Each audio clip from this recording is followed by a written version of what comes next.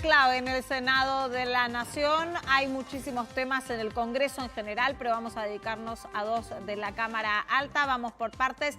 En principio, la continuación de lo que fue la semana pasada con el abordaje, la media sanción que ya tiene el aporte extraordinario a las grandes fortunas. Giselle. Así es un proyecto que le interesa mucho sacar al oficialismo del Senado, a Cristina Kirchner en especial. Mañana arranca el tratamiento en comisión, en la Comisión de Presupuesto y Hacienda, que preside el cordobés Carlos Caserio. Él ya adelantó que se van a tomar unos días para analizarlo, quieren escuchar todas las voces y no sería raro que algunos empresarios quieran hacer una suerte de lobby para ver si pueden modificar algunas cosas del proyecto, por ejemplo, que no se cuente en la base imponible algunos activos productivos que tengan que ver con inmuebles, bueno, entre otras cosas.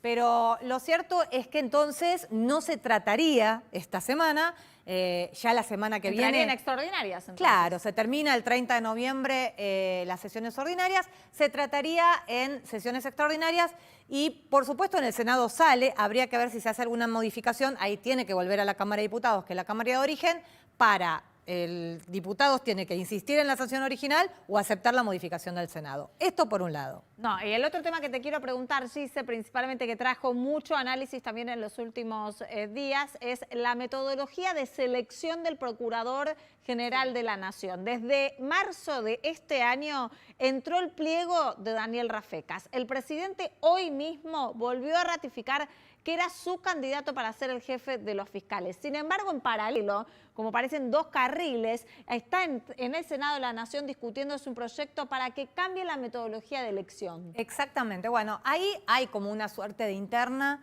entre Alberto Fernández y Cristina Kirchner, que pareciera que el presidente optó una vez más por no enfrentarla a raíz de las declaraciones que hizo. Habló con 3 medios este domingo y por las declaraciones que hizo dio a entender que no quiere enfrentar a la presidenta. Entonces parece que encontró un método alternativo que sería convencer a Rafecas de que acepte aunque se modifique la ley de ministerio. A ver, vamos por partes.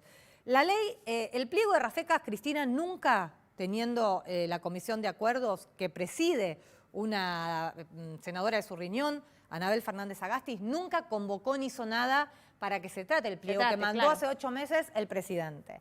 La excusa fue que la oposición no quería aprobarlo, pero en realidad por los métodos institucionales y formales no hizo nada.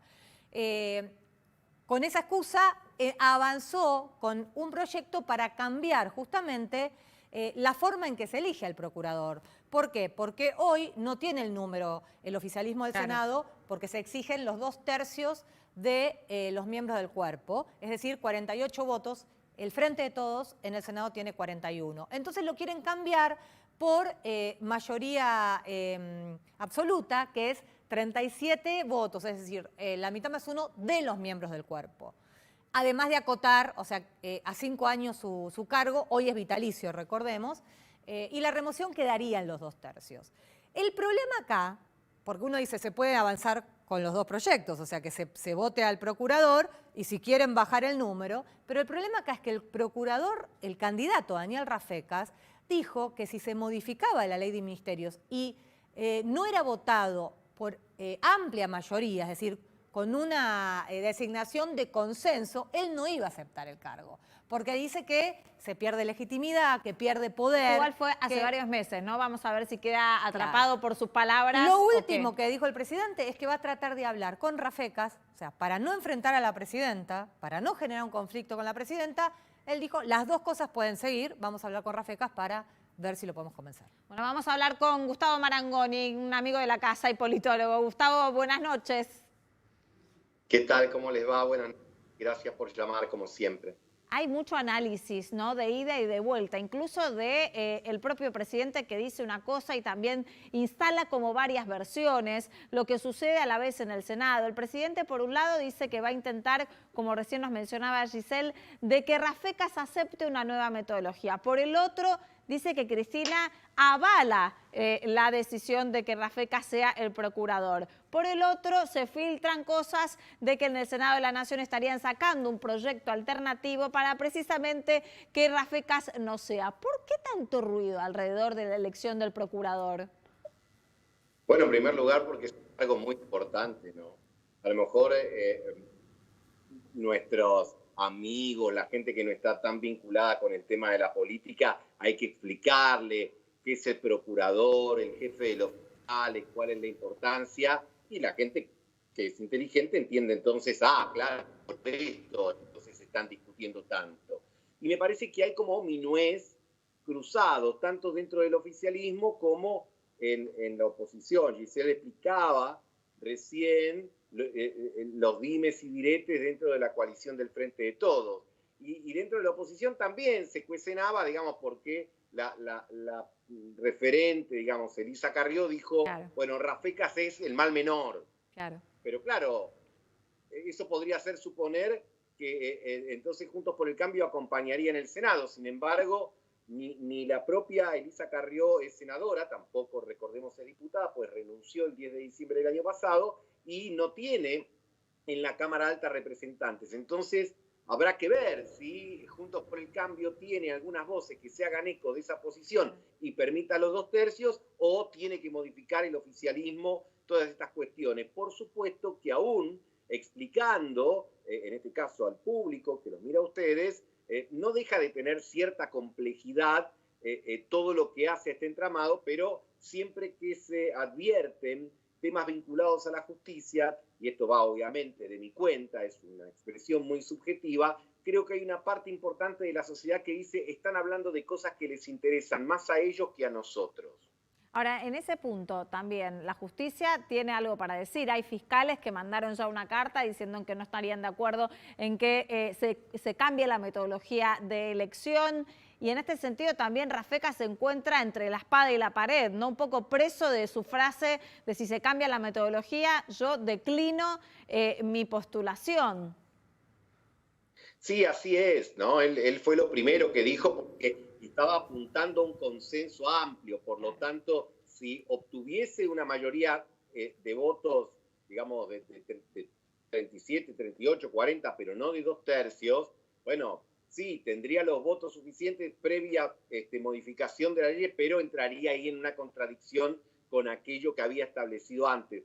Lo ideal, la verdad, sería que en este tipo de cuestiones se avancen con los más altos niveles de consenso posibles, justamente para evitar la circunstancia de los últimos años, que se tenía un procurador o una procuradora, después, digamos, se lo impulsaba o se lo presionaba para renunciar, se lo buscaba reemplazar por otra, no se podía, ahora esto. Yo digo, hay que evitar esas circunstancias en las cuales lugares que son definidos críticos, bueno, queden mucho tiempo sin ocuparse porque, digamos, no se establecen las negociaciones pertinentes que lleven a eso. Porque si no, insisto, la visión del ciudadano de a pie es bueno, pero son las llaves o las cerraduras que habilitan o que cierran los problemas que tienen los políticos con la justicia, no los problemas de un ciudadano común frente a la justicia. Y eso es lo peor que puede suceder porque es una opinión ya bastante generalizada en nuestro país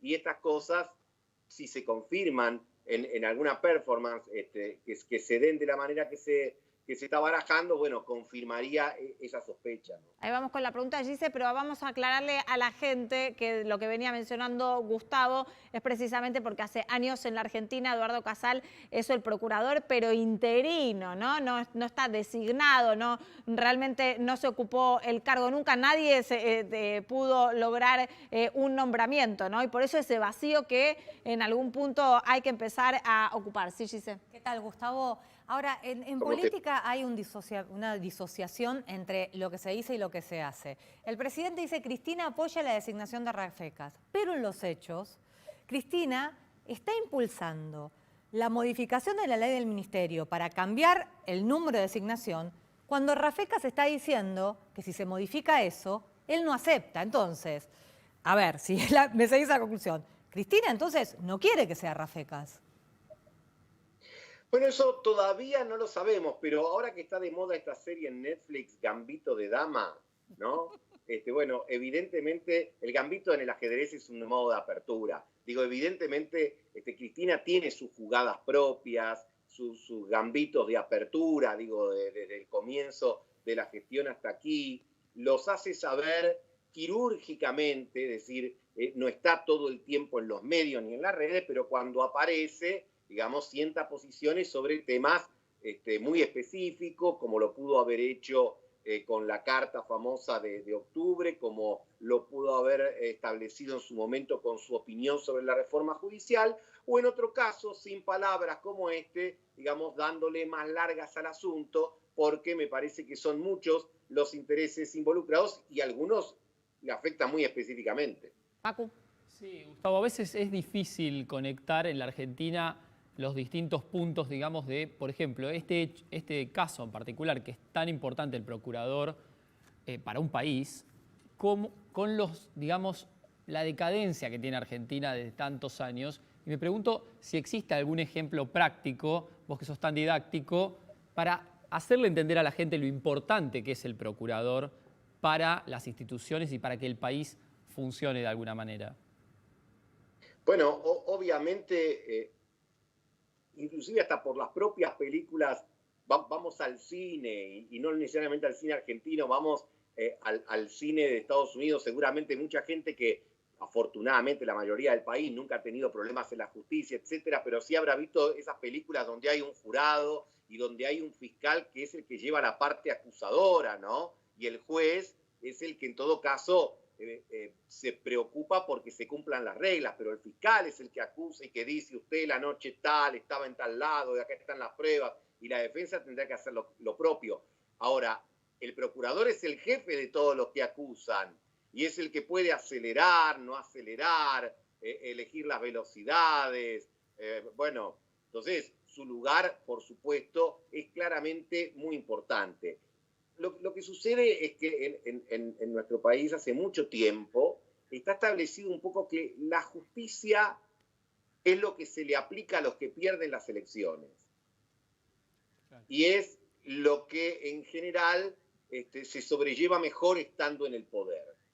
Y esto me parece que es una historia bastante antigua y es una verdad que no digo que sea una verdad científica, corrijo lo de verdad. Es una percepción muy establecida en buena parte de nuestra sociedad y justamente por eso sería importante dar señales en la dirección contraria, porque la justicia, como se dice siempre, es uno de los poderes de la República. Fíjense ahora que estamos mirando tanto a Estados Unidos porque ya Trump ha aceptado la derrota, etcétera. Cuando el 20 de enero Biden asuma la presidencia de los Estados Unidos, él, que va a ser el nuevo presidente, va a jurar en el Congreso de ese país y el juramento se lo va a tomar el presidente de la Corte Suprema. Claro. Los tres poderes concurren frente a hechos vitales y momentos especialísimos de una democracia como es la renovación de su poder ejecutivo.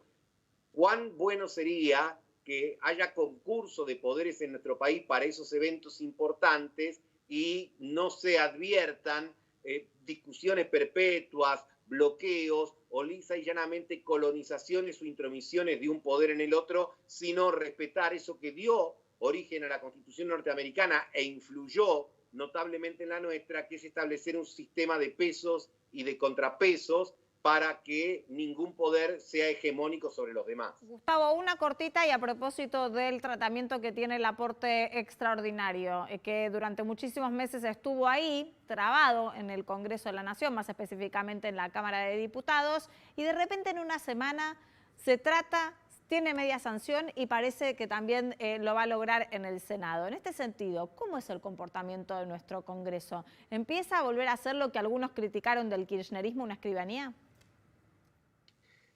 Mira, me parece que refleja lo que son las coaliciones por esta época, que son coaliciones, digamos, dentro del paradigma del poliamor.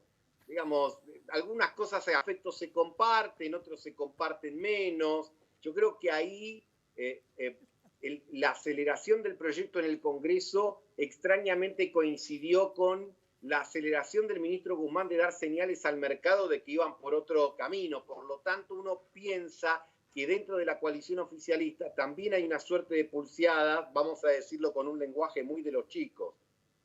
Bueno, si vos hiciste esto, yo hago esto otro para compensar, porque cortar el IFE, cortar los ATP, generar algún estímulo para las exportaciones y proponer algún ajuste del presupuesto del año que viene es demasiado para pasar, digamos, sin algún tipo de lubricante que puede ser, en este caso, Claro. el proyecto de aporte extraordinario a la riqueza o también el proyecto de interrupción legal del embarazo, como decir, Claro. bueno, vamos a compensar porque se supone que somos una coalición centro progresista o centro de izquierda y acá estamos en el centro con una agenda que es casi centro y desde la perspectiva de algunos más volcadita un poco a la derecha. Entonces Claro. tenemos que hacer fuerza para este lado para no quedar desdibujados, dirían algunos de los oficialistas. Para hacer y ¿no? parecer, o parecer y ser.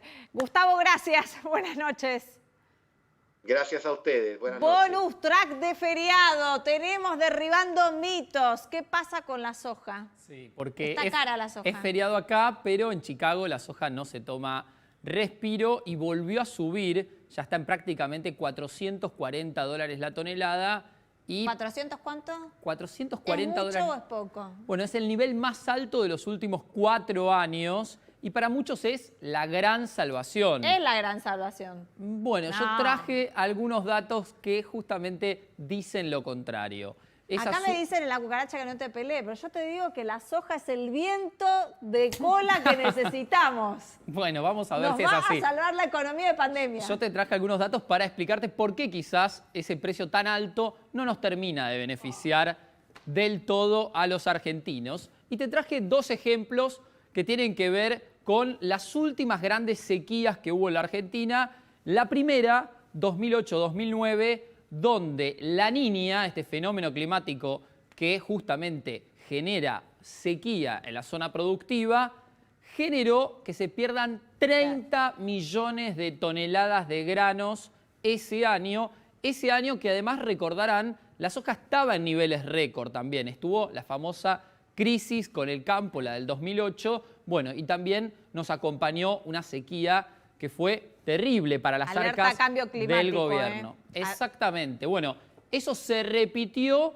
en la era Macri. Recordarán la última gran sequía hace solamente un par de años, donde se perdieron 27 millones de toneladas justamente por este mismo fenómeno. 27 millones de toneladas en la campaña 2017-2018.